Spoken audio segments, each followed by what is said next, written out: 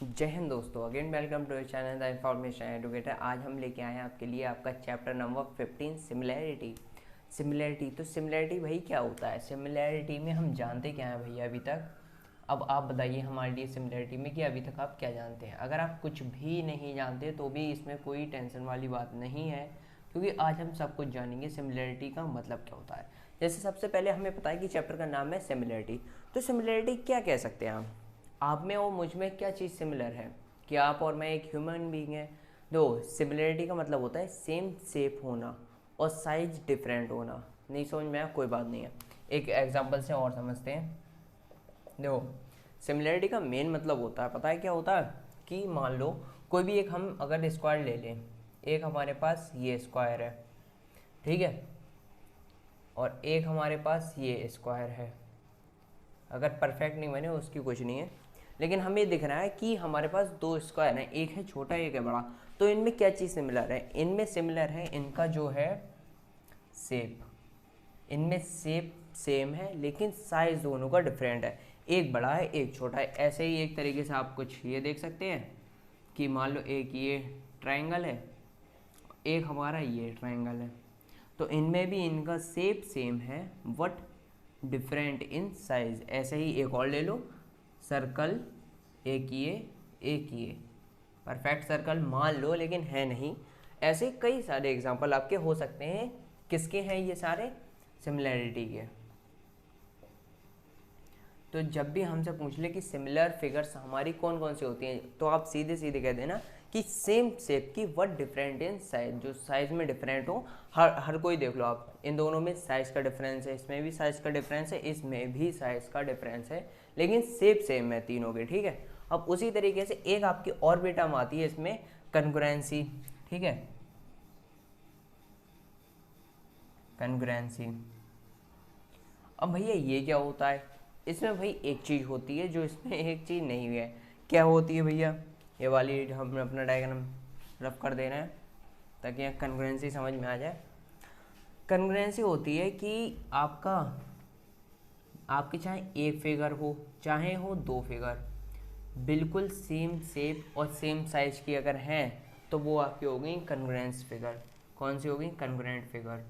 अब आप देख लो, ये भी और ये थोड़ा बहुत आपके लिए दिख रहा होगा कि डिफरेंस थोड़ा बड़ा छोटा या मोटा वगैरह, लेकिन ये सेम है, हम अपने सेम लेके चलते हैं, तो ये हो गई हमारी कंकरेंट। ऐसे अगर हमारा एक ये सर्कल है और दूसरा हमारा इसी के पास एक ये सर्कल बना हुआ है, तो हमारी ये दो कंकरेंट फिगर्स हो गई। तो कंकरेंट फिगर्स क्या होती हैं कि same says, sorry, same shape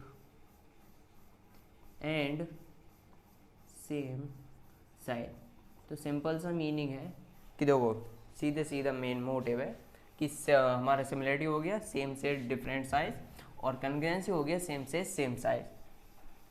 ठीक है, बहुत आसान सी चीज़ जो हमारे पहले समझ में आ गई। अब आपको जिस जिसके लिए अभी भी डाउट रह गया, ठीक है, उसके लिए एक एग्जाम्पल लेके चलते हैं।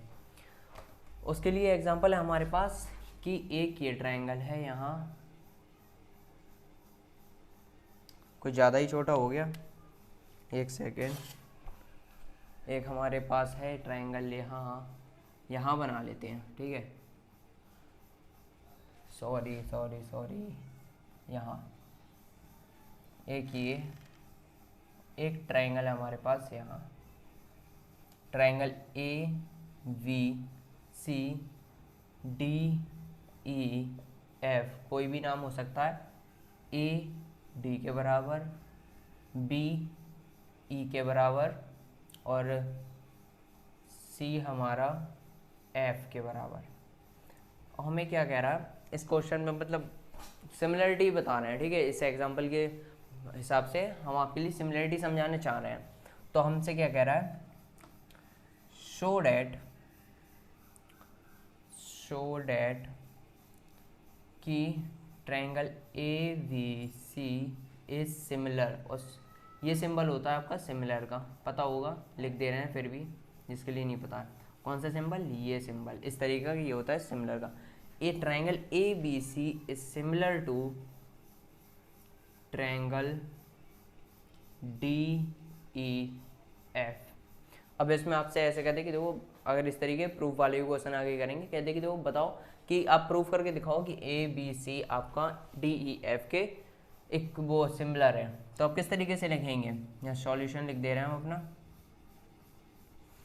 देखो सबसे पहले हमें पता है कि A is equal angle D, angle B is equal angle E, और एंगल लास्ट में हमारा आ जाता है angle C is equal angle F. अब एक बात आप पूछ सकते हो कि भैया ये आपने ऐसे ही लिख दिया, इसके पीछे कोई कारण है? नहीं, ऐसे ही कुछ नहीं लिखा जाता है मैथ में। मैथ के पीछे हर एक कोई लॉजिक होता है, तभी लिखा जाता है, ठीक है। तो इसके पीछे भैया लॉजिक क्या है अभी समझाएंगे। इन तीनों की साइड ए बी सी और डी ई एफ की तीनों की अलग अलग साइड जो हैं, ए की D, B C, B E और सी एफ, ये हमारी एक दूसरे से कंकरेंट हैं। क्या है? Corresponding angle are equal. ये इसके करस्पॉन्डिंग है, ये इसके करस्पॉन्डिंग है, ये इसके करस्पॉन्डिंग है।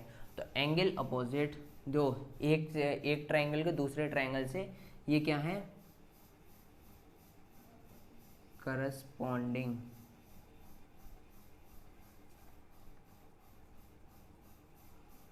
Corresponding angle are equal. इन सबके करस्पॉन्डिंग एंगल्स आर इक्वल हैं। तो इससे हमें एक ये पता लगता है। अब एक और चीज़ से हमें पता लग जाता है कि हमें करना है कि A B C D E F के इक्वल है, सिमिलर है मतलब।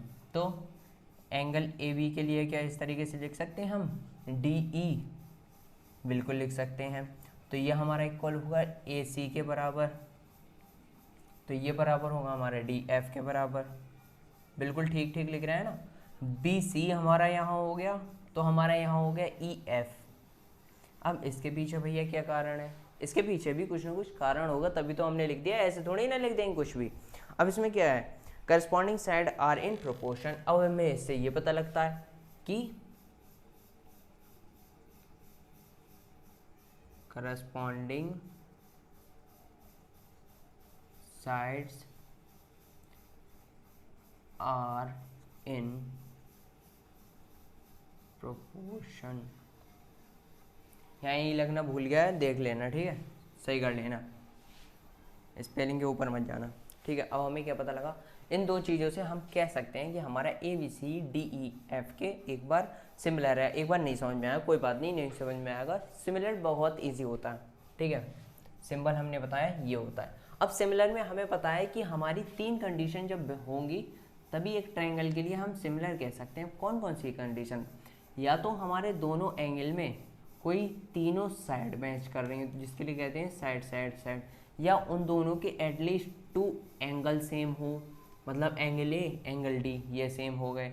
अब या तो हमारे साइड एंगल साइड, मतलब एक साइड बीच का एंगल और एक साइड, अगर ये हमारी तीन कंडीशन वैलिड होती हैं तब जाके दोनों ट्रायंगल हमारे सिमिलर प्रूफ कहलाते हैं, ठीक है। तो सबसे पहले हमने देखा ट्रायंगल हमारे ए बी सी और डी ई एफ में कि हमारा A D B E C F ये हमारे कौन से हो गए? Corresponding angles are equal. एक दूसरे के करस्पॉन्डिंग है ये एंगल और वो इक्वल है। और दूसरा हमने A B D E, A C D F, B C E F, ये हमारे क्या है? Corresponding sides are in proportion में है।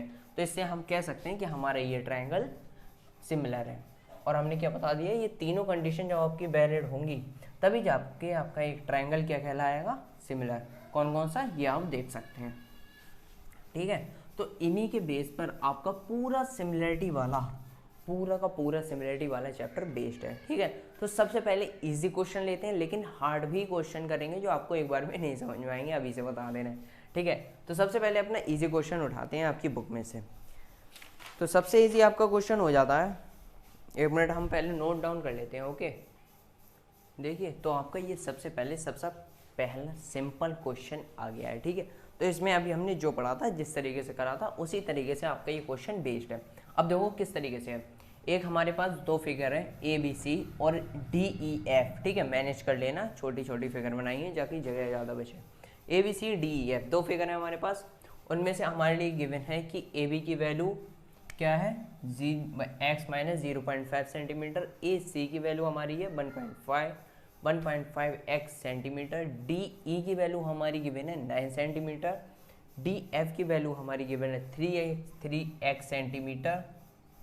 और फाइंड करनी है हमारे लिए लेंथ किसकी, ए बी और डी एफ की, ए बी और डी एफ, ए बी इस लाइन की और इस लाइन की, ठीक है। इन दो लाइन की हमारे लिए क्या फाइंड करनी है, लेंथ। तो अभी हमने क्या पढ़ा था सिमिलरिटी में, क्या हम इसे वैसे ही लिख सकते हैं, बिल्कुल लिख सकते हैं। पहले तो हमें ये पता होना चाहिए कि हमारी ये दोनों फिगर सिमिलर है, ठीक है, बिल्कुल सिमिलर हैं। क्यों है सिमिलर, क्योंकि इनका शेप सेम है, लेकिन साइज से कोई मैटर नहीं करता है, क्योंकि हमें सिमिलरिटी में क्या चाहिए होता है, शेप सेम होना चाहिए। तो हम क्या लिख सकते हैं, ए वी वाई, क्या लिख सकते हैं, D E, A B by D E is equal to B C by E F is equal to A C by D E, sorry D F. अब यहाँ आपके लिए जो जो वैल्यू गिवन है इसमें से वो आप पुट करें, आंसर निकालें, फिर x की वैल्यू जो आपका आंसर आएगा फिर x में रखेंगे, फिर आगे आंसर आ जाएगा।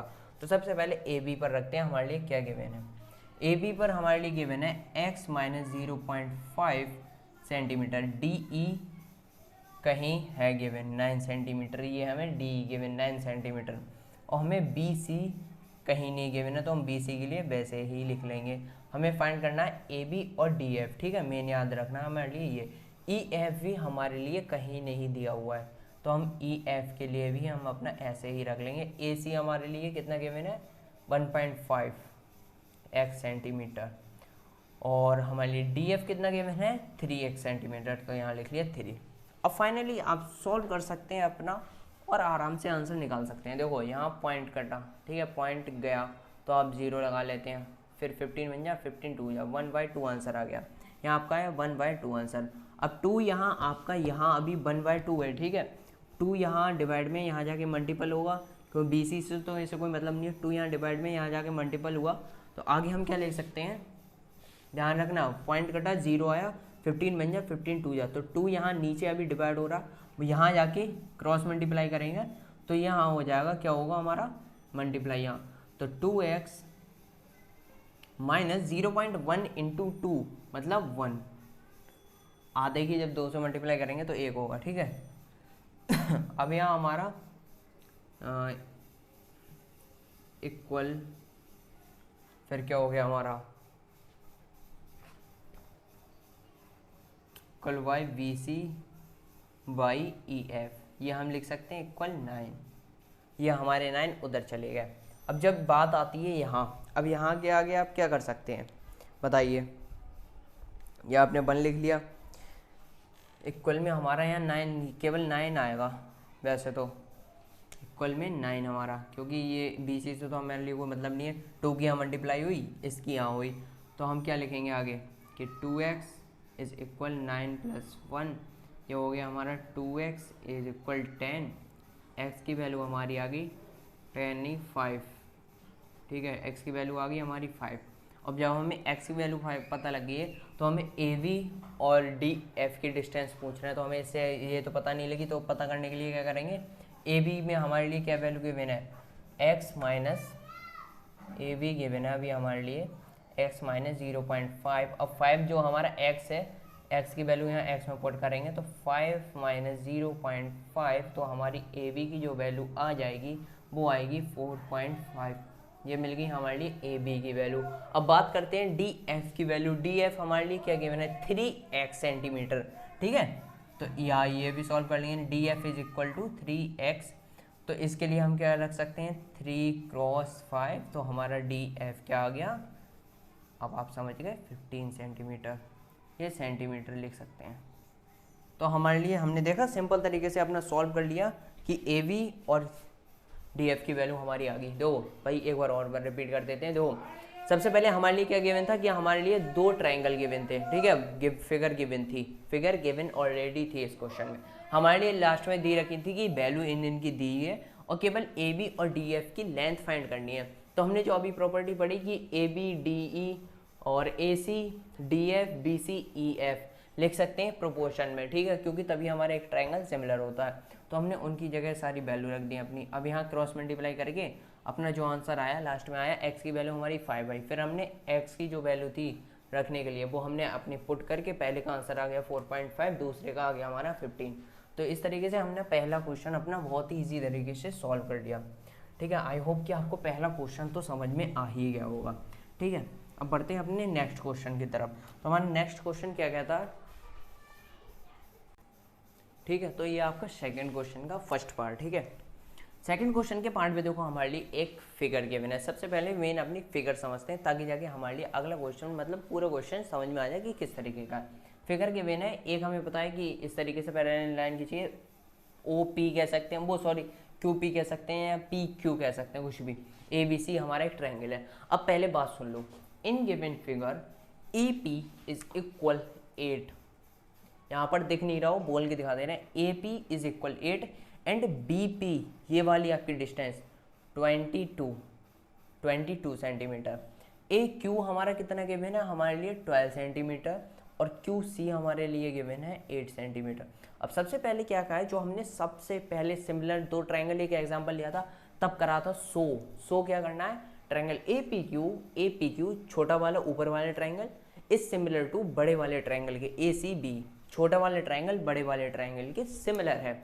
सिमिलर होने के लिए हमें पता है कि हमारी 3 कंडीशन होनी चाहिए, या तो एस या ए या एस, मतलब एक साइड बीच का एक एंगल दूसरी साइड, या 2 एंगल मैच हो या तीनों साइड मैच हो जाए दोनों ट्रायंगल की। तो इनमें से हमारे लिए कोई भी एक प्रॉपर्टी अगर इनमें से मिलती है इन ट्रायंगल में से तो हम अपनी रख देंगे। तो सबसे पहले ट्रायंगल की यहाँ हमारे लिए वैल्यू भी दी हुई है, तो इन वैल्यू को भी ध्यान रखते हुए अपने आगे का सॉल्व करेंगे। तो सबसे पहले हमारे लिए क्या गिवन है, ए सी हमें अगर पूरा निकालना होगा तो हम क्या इस तरीके से लिख सकते हैं, A C is equal to A Q plus Q C, क्योंकि ये 2 पार्ट में डिवाइड है हमारा। अगर मान लो ये कोई हमारी एक लाइन है पूरी हमारी ये 20 सेंटीमीटर की है वैसे तो, ठीक है, पूरी लाइन हमारी 20 सेंटीमीटर की है।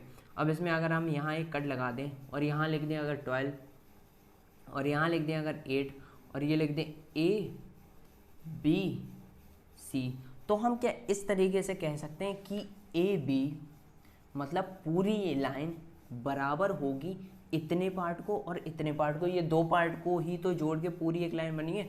तो हम इसे इस तरीके से लिख सकते हैं A C plus C B या बी सी बी, तो हम यहाँ लिख देंगे ए बी इक्वल 20, लिख सकते हैं नहीं। तो इसी तरीके से हमारा यहाँ गिवन है, ठीक है। अब समझ में आ गया होगा। तो हम क्या लिखेंगे, A C is equal A Q plus Q C, जो हमें मिलेगा लास्ट में 20 सेंटीमीटर। आई होप कि इतना समझ में आया होगा, ठीक है। अब बात करते हैं ए बी निकालने के लिए। ए बी भी हमारा इसी तरीके से निकलेगा। यह हमारा पहली क्वेश्चन कह सकते हैं।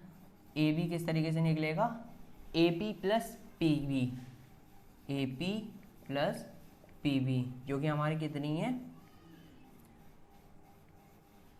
8 और 22 और 8 हमारा कितना हो गया 30 सेंटीमीटर।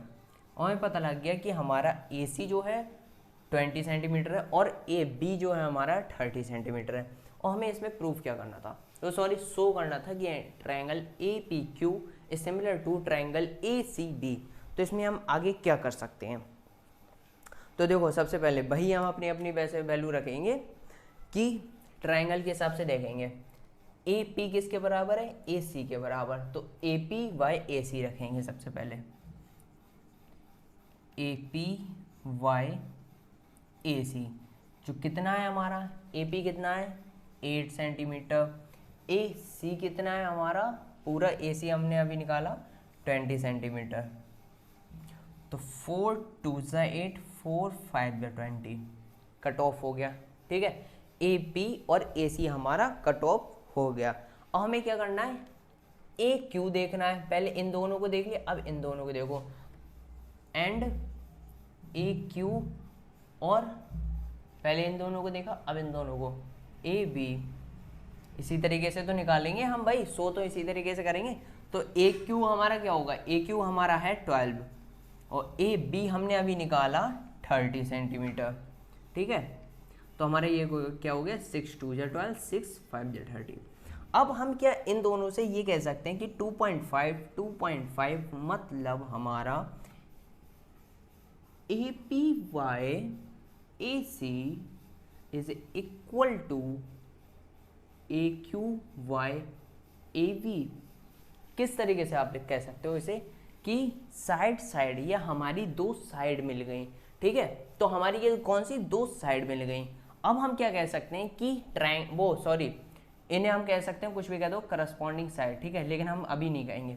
अब लास्ट में हमें एक चीज और क्या कहा था, मतलब सिमिलर करने के लिए एस ए एस हो, एस एस एस हो, या ए हो, इन तीनों में से कौन सी कंडीशन अब समझ में आ रही होगी आपके लिए कि वैलिड हो सकती है। हमें अभी क्या पता लग गया कि दो साइड हमारी इक्वल है ट्रायंगल की, तो दो साइड हैं तो मतलब साइड साइड साइड, तीसरी साइड है नहीं, बन नहीं पाएंगी, एंगल बने नहीं है, तो कौन सी सबसे पहले कंडीशन वैलिड हो पाएगी कि एस ए एस। अब एंगल बीच में आ रहा तो मतलब ए एंगल तो हमारा दोनों ट्रायंगल में कॉमन है, तो इसे इस तरीके से नहीं ले सकते हैं कि triangle A is common, so therefore triangle A C B similar to triangle A Q P by S A S.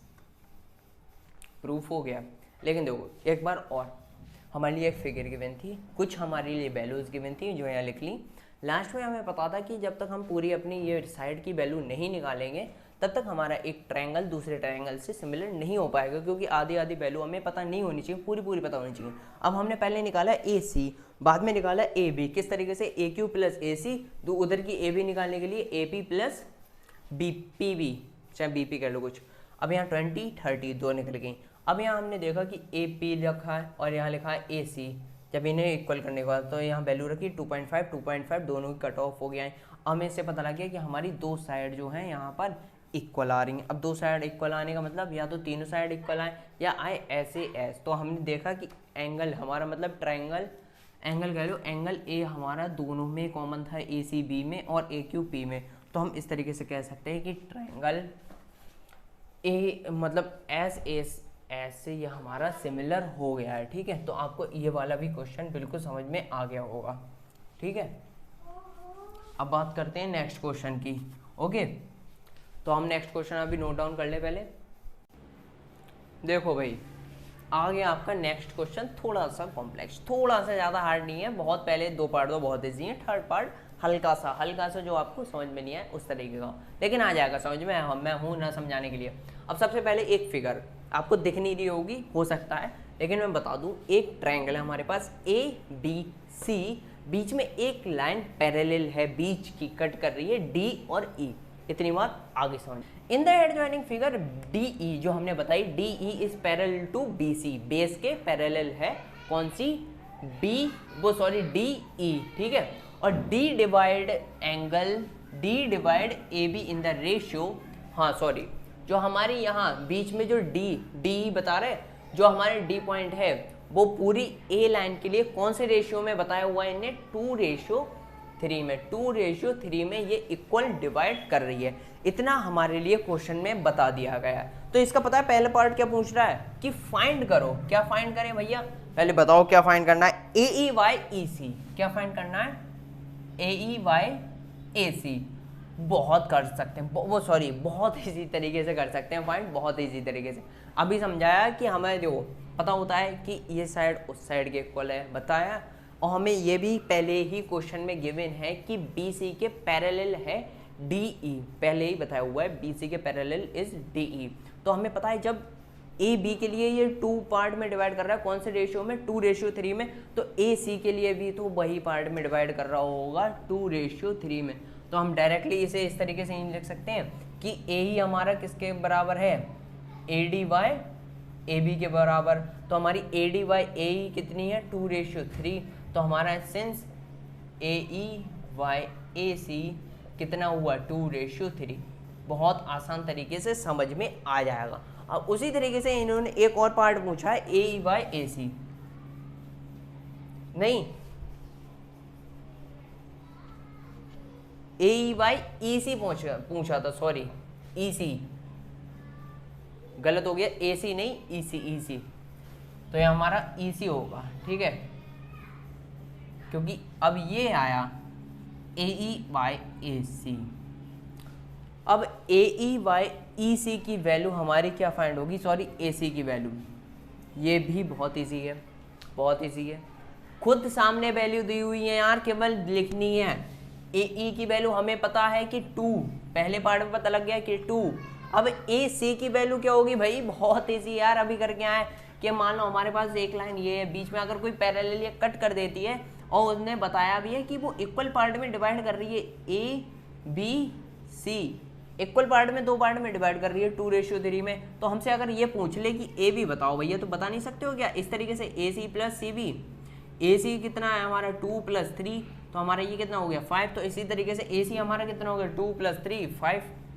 बहुत इजी क्वेश्चन था, बहुत इजी क्वेश्चन, ठीक है, बहुत इजी पार्ट हमारा ये हो गया सेकंड पार्ट। अब पता है थोड़ा सा कॉम्प्लेक्सिटी कौन से पार्ट में आती है, थर्ड पार्ट में। क्या कहते हैं, फाइंड करो भाई, थर्ड पार्ट हमारा थोड़ा सा हार्ड है, वो फाइंड करके दिखाओ, डी ई वाला। डी फाइंड करना है if B C is equal to 7.5 centimetre. अब आपको ये फाइंड करके दिखाना है क्या, डी ई, क्या फाइंड करना है, डी ई। अब डी ई तो हमारे लिए पहले भी वैल्यू गिवन नहीं है, देख लो आप ये जितने भी पार्ट है उसमें डी ई की वैल्यू नहीं गिवन है, केवल ये बताया है कि D E is parallel to B C के पैरेलल है, ठीक है, केवल यही पता, और डी की वैल्यू हमें कुछ नहीं पता।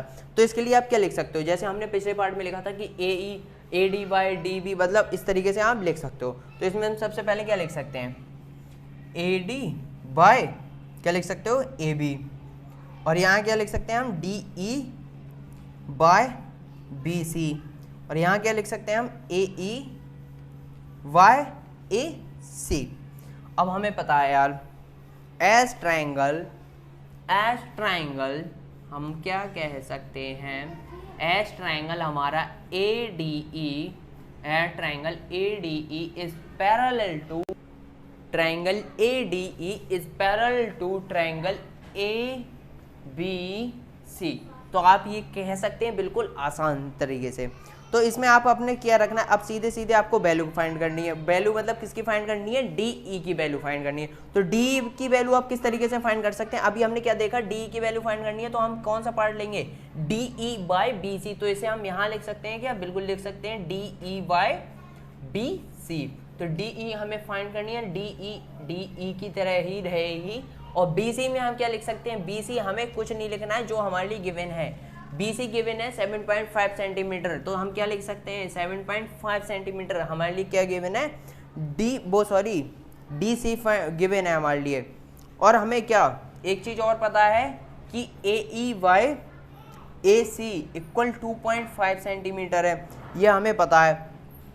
तो हम क्या ये नहीं कह सकते हैं, D E is equal 2.2/5 cross 7.5 लिख सकते हो, नहीं लिख सकते हो, बताओ।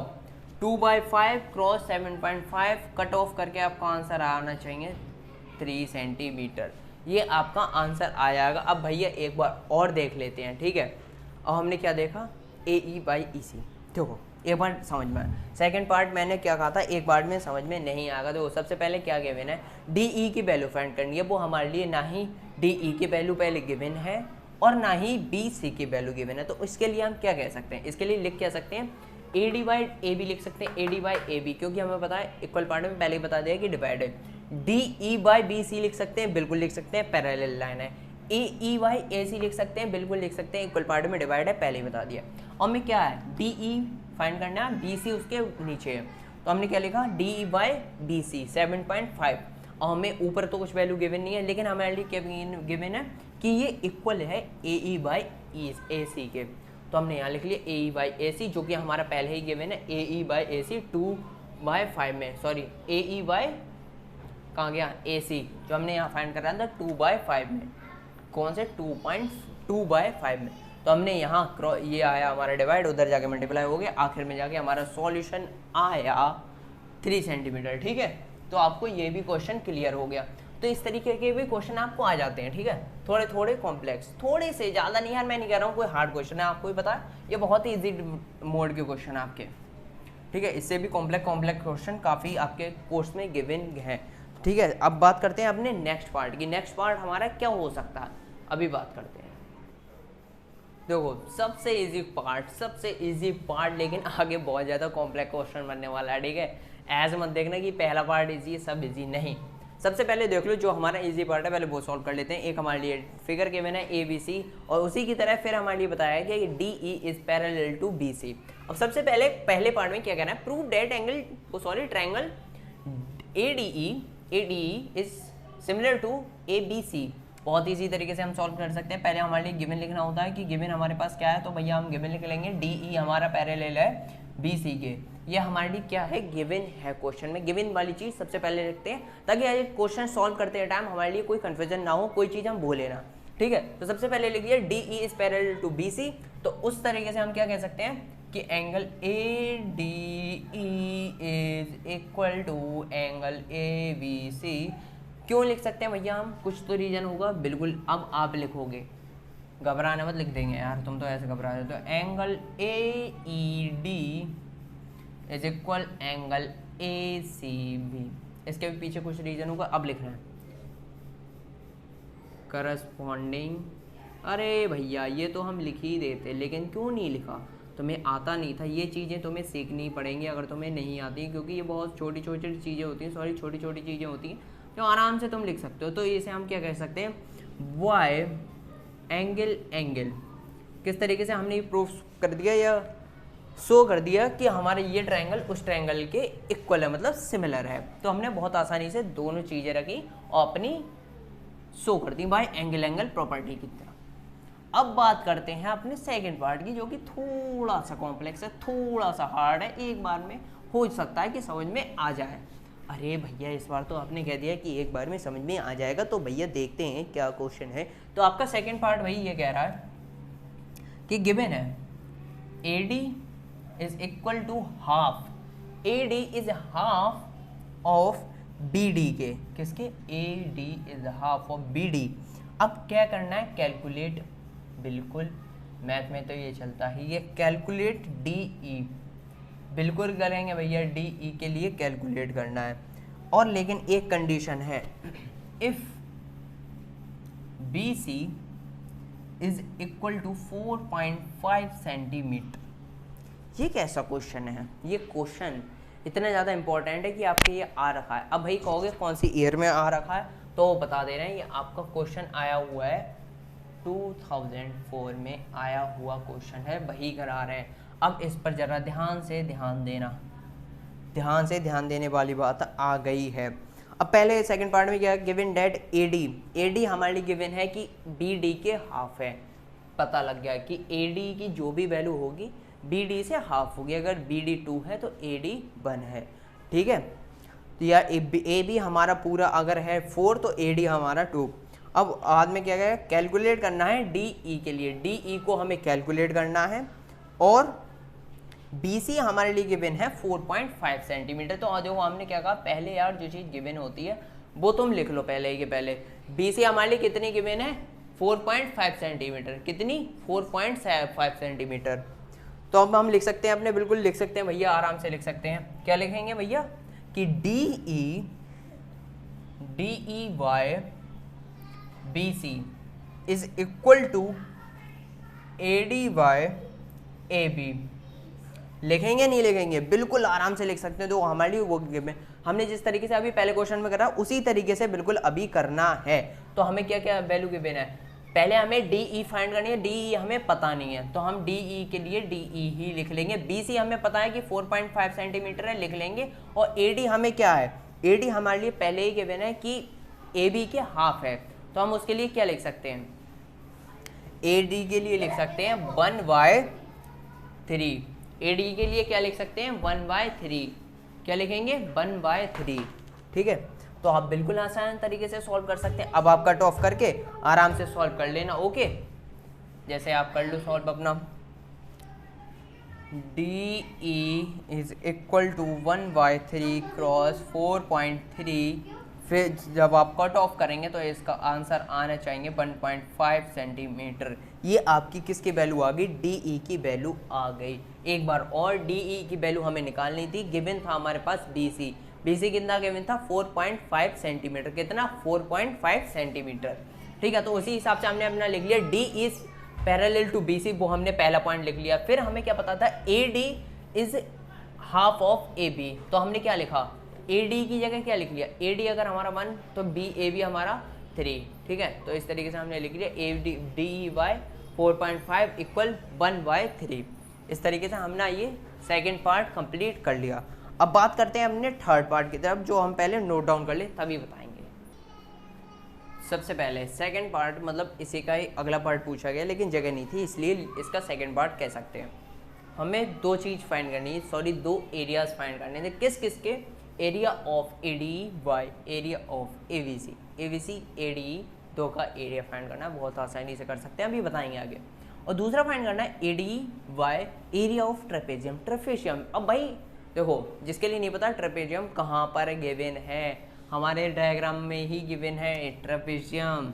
इस तरीके का कुछ फिगर बना हुआ है DEBC, यह हमारे ट्रेपेजियम शेप में है कुछ, चाहे बना सही से नहीं हो लेकिन बना पूरा ट्रेपेजियम ही है अच्छे तरीके से अगर देखा जाए तो।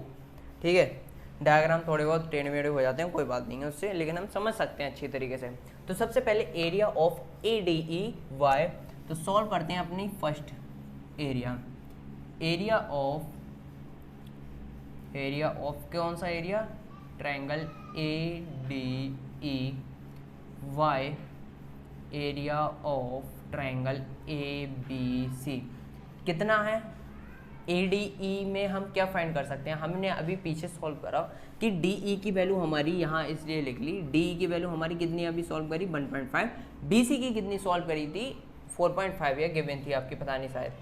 अब ADE की तो हम यहाँ क्या लिख सकते हैं। और एक चीज़ और, सॉरी एक चीज़ बताना भूल गए, ये चीज़ आपकी अटमोस्ट इम्पॉर्टेंट है बहुत ज़्यादा, एक बार इसे रीड करो मेरे साथ साथ, रीड या अपने other. Ratio between the areas of two similar triangle, ratio between the area of two similar triangle is equal to ratio between the square of their corresponding side. तो इसके हिसाब से हम क्या लिख सकते हैं कि DE का स्क्वायर और हमारा क्या है BC का स्क्वायर, इनका होल स्क्वायर स्क्वायर भी लिख सकते हो। तो हम DE क्या है हमारी 1.5 का हमारा स्क्वायर और अपॉन BC कितना है 4.5 का हमारा स्क्वायर। 1.5 इंटू 1.5 हमारा कितना होगा भाई, जल्दी से बताएं। 1.5 मतलब आधे का स्क्वायर हमारा कितना होता है, आधा आधा एक, आधा आधा एक, और 4.5 9, तो 1/9 हमारा किसका एरिया आ गया, ADE और ABC। ये हमारी लाइन इंपॉर्टेंट है इसलिए कह रहे हैं, आप चाहें तो इसे नोट डाउन भी कर सकते हैं। ओके, इतनी बात बिल्कुल समझ में आ गई। अब बात करते हैं अपने सेकंड एरिया की।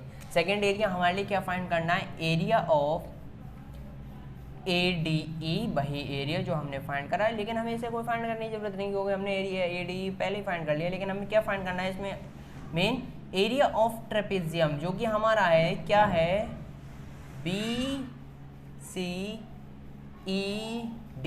BCED का एरिया फाइंड करो जो कि है ट्रेपेजियम। और ट्रेपेजियम का एरिया हम इस तरीके से फाइंड करते हैं, अगर नहीं पता तो बता दे रहे हैं।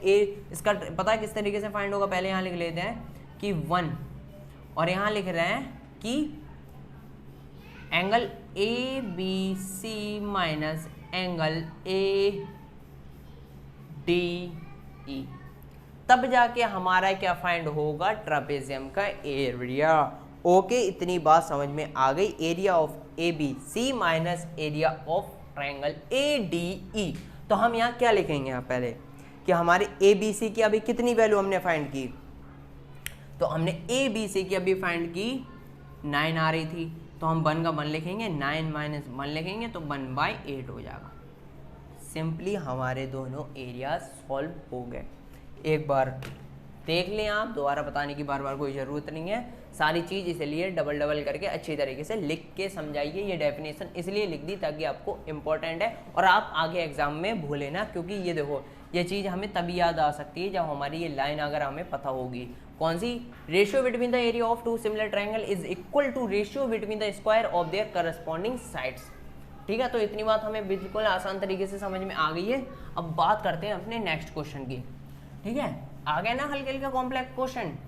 अभी इसी तरीके के देखो सिमिलैरिटी में देखो मेन क्या पूछते हैं, कुछ साइड के बारे में पूछ लेते हैं कि आपकी अगर ये साइड गिव है ना, तो ये वाली साइड का भाई ये साइड बताओ, इसकी लेंथ बताओ, इसका भाई ये बताओ।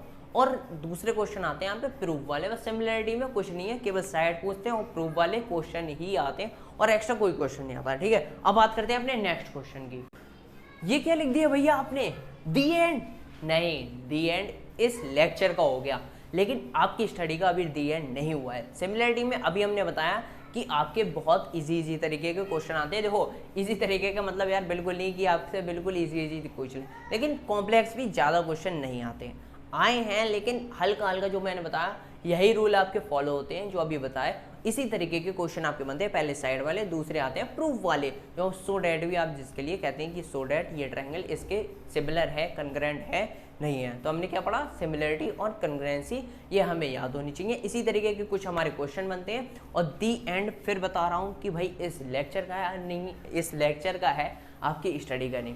तो अपनी स्टडी बरकरार रखिए, लगातार अपनी मेहनत बनाए रखिए ताकि अच्छा आप स्कोर कर सकें अपने क्लास 10th बोर्ड में। ठीक है, तो आज के लिए इतना ही। जय हिंद। अगर आपको अभी भी कोई डाउट रह गया किसी भी टाइप के कोई क्वेश्चन में, तो आप पर्सनली हमें कमेंट कर सकते हैं और हम आपका पर्सनली आंसर देंगे ज़रूर। जय हिंद।